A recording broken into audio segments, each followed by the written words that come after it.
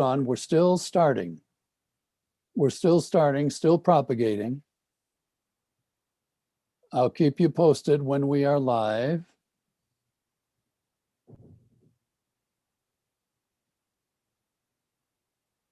Not yet. No, all.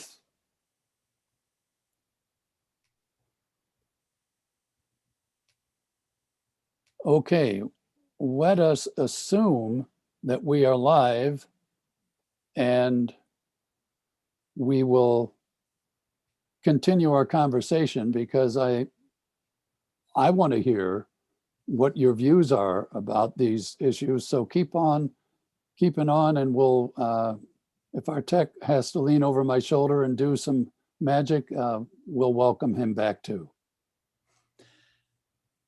So interestingly enough, a couple of years ago, on September 12th of 2018, President Donald Trump signed an executive order laying out steps to be taken if it was shown that foreign actors had interfered in a US election. Now, we all remember the last 3.5, 4 years, we've heard a constant drumbeat of Russian collusion, Russian interference in our election, Russia, Russia, Russia. And so the executive order was not opposed by anyone at the time. It sort of passed under the radar. But it's a very interesting executive order because it, I think, is being applied not to Russia, because that was a false collusion narrative, but it was being applied to the real bad actor who has been interfering in US elections for some time, and that is China. Now, this executive order requires the Director of National Intelligence, John Ratcliffe, to report by this Friday on whether or not there's been foreign election interference in the November 3rd election. And the same executive order gives the president broad emergency powers to defend the United States from these kinds of threats to our national security. So has there been election interference? Well, I already mentioned that there's Chinese partial ownership of Dominion voting systems. I've already mentioned, or I should mention, that on the night of the election, if you trace out where the various data packets that were going from Dominion voting systems to different places in the United States and the world were going, that one connection or two connections were to China. There were other connections to Frankfurt, Germany, and to Barcelona, Spain, and so forth. So we know that there's been foreign involvement there. And we just found out that a big IT firm called Solar Wind, based in Austin, Texas, was hacked back in March. And Solar Wind provides IT security, internet security for a lot of major American companies, including for Dominion voting systems. So we know that was hacked back in March by a very sophisticated state actor. And when you say very sophisticated state actor, you mean it's not some kid in a basement. It's either China or one or two other countries, but probably in this case, China. So election interference, there has been. Now, I think that on Friday, which is the deadline because the executive order says not later than 45 days after the election, the Director of National Intelligence should conduct an assessment of the information indicating a foreign government has acted with the intent or purpose of interfering with the election. Those are the words of the executive order. If the Director of National Intelligence makes a positive assessment of foreign influence on Friday, what that means is this is a national emergency. And this gives the president national emergency power to do a number of things that are laid out in the executive order. He can seize assets. He can levy sanctions. He can appoint a special prosecutor. He could, for example, order that all Dominion voting machines and servers throughout the country be impounded and forensically examined. I think that would be very, very interesting thing to do. Now, We've had a number of people say in the last couple days that this is going to happen. General Michael Flynn, of course, who's very close to the president, believes that there's conclusive evidence of foreign interference in the election, and he believes that this will trigger the 2008 executive order, a national emergency, which will enable the president acting as commander-in-chief, acting to uphold the Constitution of the United States, acting to uphold his oath to protect and defend the United States against all enemies, foreign and domestic. It will give him the authority to act. And we will get to the bottom of this election fraud once and for all.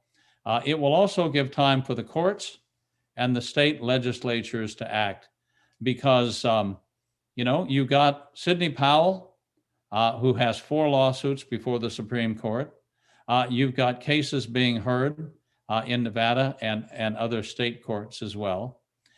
Sidney Powell, of course, would also like to see every voting machine in the country impounded right now, before they have a chance to go in and start deleting files the way they tried to do to the Dominion voting machines in Antrim County, Michigan, that we talked about.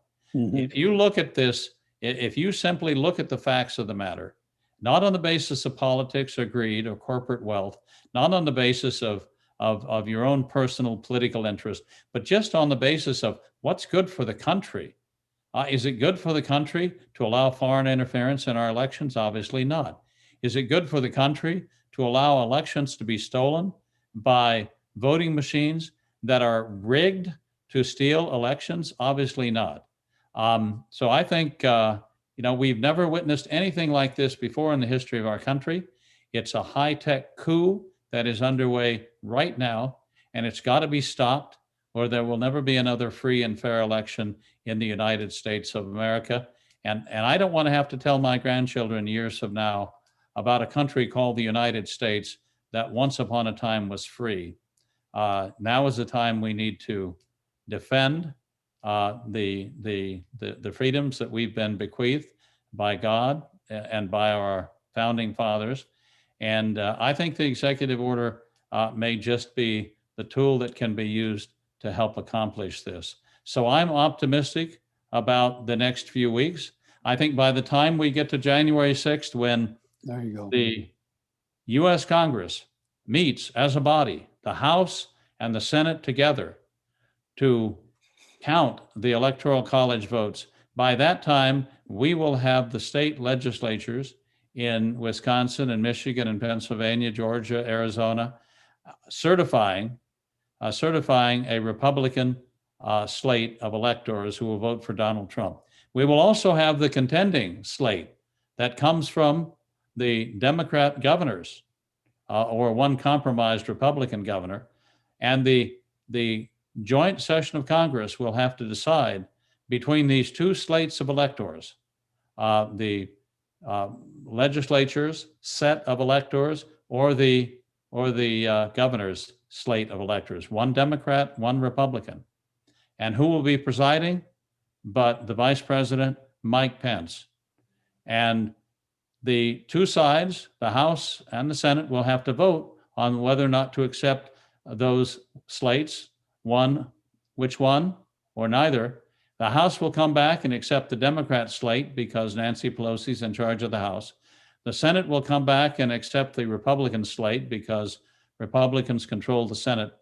And Mike Pence may be forced to say something like, we can't count either because obviously there's a division of opinion here. If that happens, if the slates of electors from, say, Pennsylvania, 20 votes, Michigan, 16 votes, Georgia, 16 votes, are thrown out, then nobody gets to 270 electoral college votes. And you know what happens then, Chris.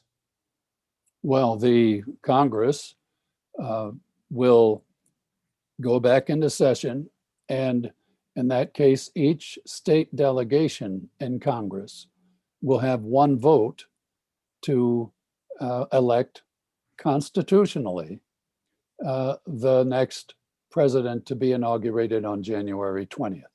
Yep, the 12th Amendment to the Constitution, which everybody should take the time to read, says that the House of Representatives will select the president and the Senate will select the vice president. And in the House, every state delegation gets one vote. So the Democrats will not prevail because of the state delegations.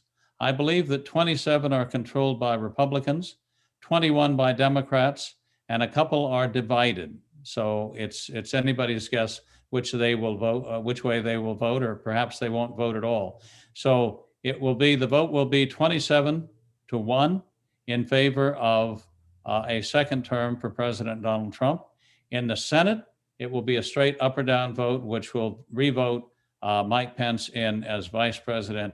And we will be off and running for a second term for the greatest pro-life president in my lifetime. So I hope that we will be celebrating on January 6th this happy outcome. We all have to work as hard as we can, though, between now and then to educate as many people as possible in this outcome. There are many, many people, Republicans, independents, most Democrats, who have been gaslighted by the media into thinking this is over. They've been gaslighted by the media into thinking, beginning on the evening of November 3rd, that Joe Biden had won. They've been subject to a constant drumbeat of propaganda every day since. That is not, objectively speaking, true. I think if you look at the true count of the ballots, President Trump won in a landslide, getting 75 million votes, and Biden's vote count has been exaggerated by the kind of adjudication that we've been talking about earlier in the program. But people need to know this.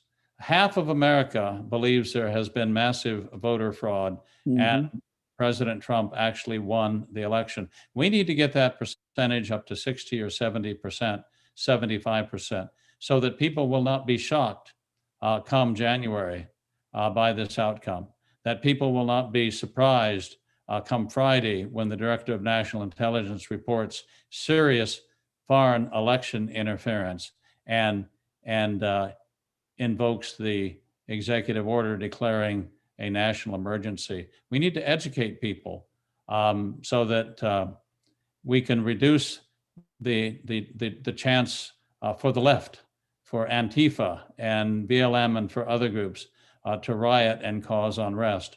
The more we can weaken the popular support for their activities, for the activities of the radical left, who will be outraged by the legitimate result of the November 3rd election, the more we can isolate them and reduce them to a small minority, the more quickly we will get through this very dangerous time in American history and continue to enjoy the freedom and liberty that we do today. Well, Steve, speaking of the isolating and shutting down, Democrat governors from New York and Virginia all the way to California are doing their best to prevent that kind of communication and interchange in a normal community fashion, because they are telling us all to shut up and stay home because we might get sick. We have a national disease that they have propounded and hope to make infectious all the way through January 20th.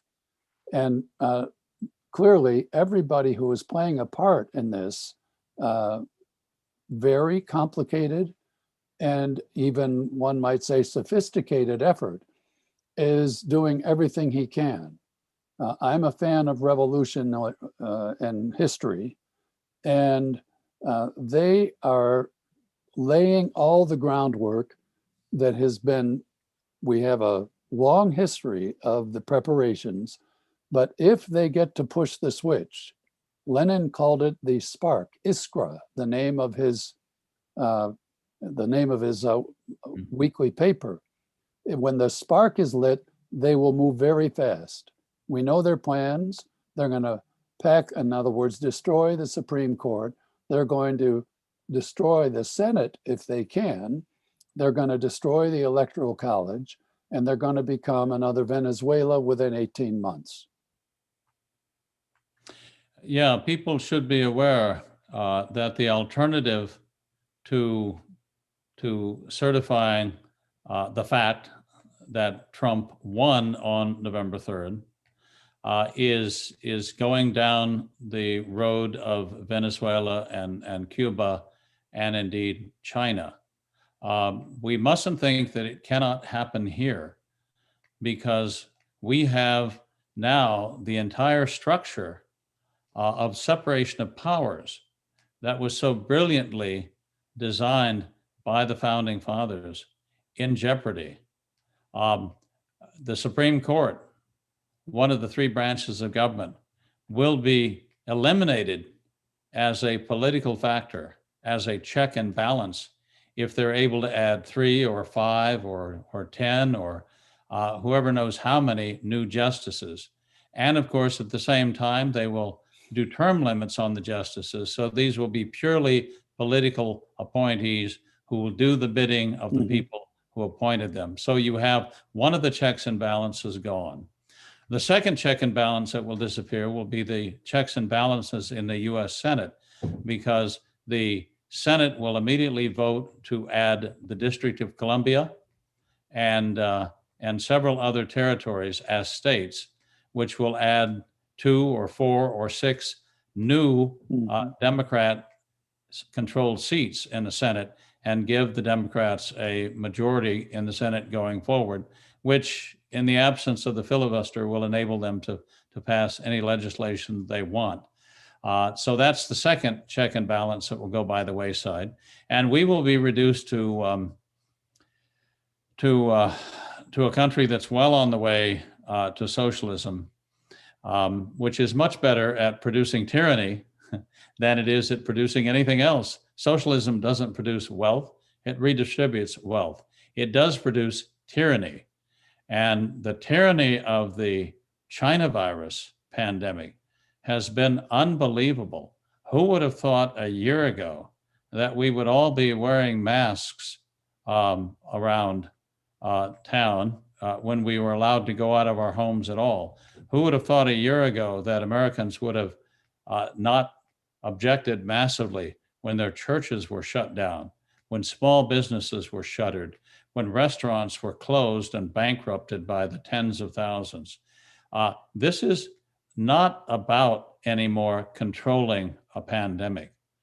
This is about political control. And you can see that the hammer falls most heavily on small businesses, on religious institutions, on those elements of society, those mediating institutions of society that help to dilute the power of the government and protect and insulate ordinary people and families from its overreach. Why are churches being targeted and essentially closed when people are allowed to engage in mass demonstrations on the street? Why are small businesses being forced to close when Walmart, which the owners of which happen to be big donors to the Democrat Party, and Amazon, the owner of which happens to be Jeff Bezos, who owns the Washington Post, and everyone is allowed to operate with impunity? This is targeted at the kinds of sectors of the economy and the kind of social institutions that historically have supported a Republican form of government. This is a political attack by the socialist, the Democrat socialist, if you want to add that phrase, on the party of the people, and it has to end sooner rather than later. Well, with that very happy thought, and indeed, there is. You recall that when Father Scalia presided over Judge Robert Bork's funeral several years ago, he said, well, Bob was a hopeful man. Of course, he wasn't an optimist. So we abide in our hope in this sacred season. We nonetheless have reason that our founders have given us to also to be ambitiously Yeah. optimistic.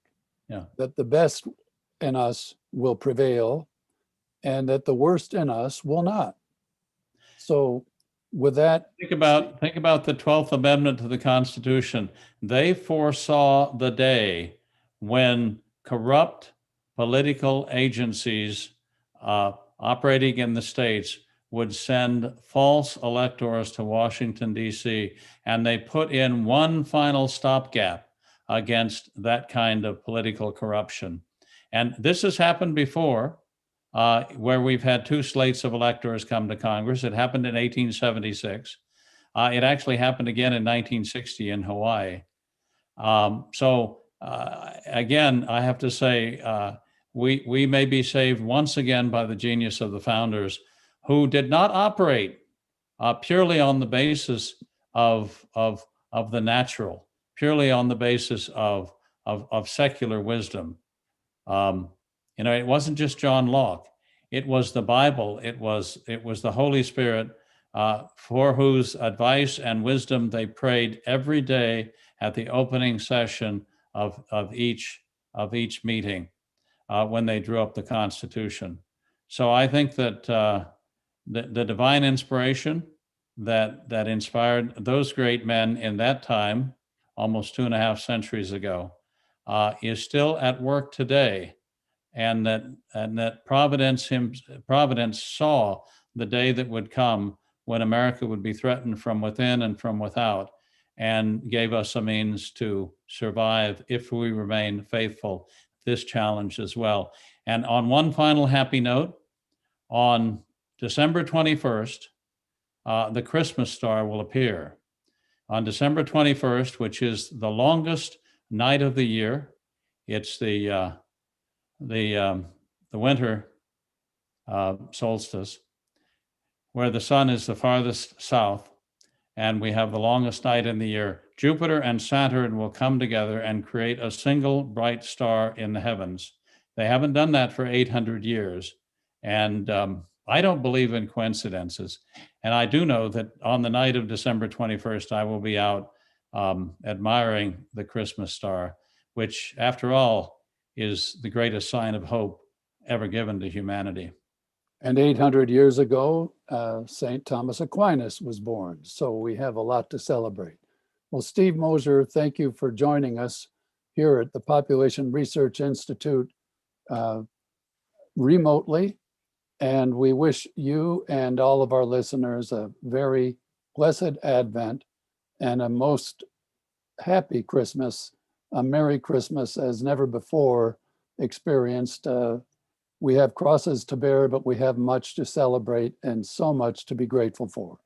So with that, we wish you all a blessed Christmas season and keep on praying. Merry Christmas. Merry Christmas.